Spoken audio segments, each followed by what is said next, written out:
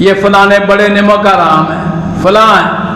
और हर कौम में, हर कौम के अफराद में खराबियां होती हैं। अगर अफगानियों में खराबियां हैं तो पाकिस्तानियों में भी खराबियां हैं। इस तरह ना करो, जोड़ने की कोशिश करो। और ये ना करो कि ये मुआहदा करके फिर नहीं, अल्लाह से खैर मांगो, इस मुल्क की खैर मांगो, अपने बाकी इस्लामी मुल्कों की खैर मांगो।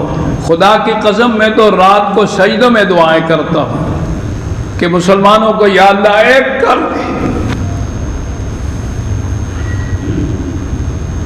आपने गर्दात मगर नाता को नहीं देखा, आज उन्होंने उस कला को खोल दिया है जिसमें मुसलमानों की खोपड़ियों से गिरजा तामीर कराया है।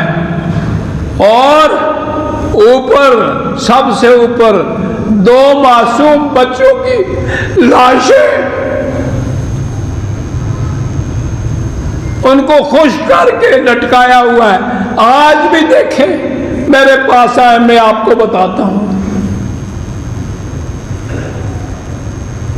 क्यों अपने आप को तबाह करते हो?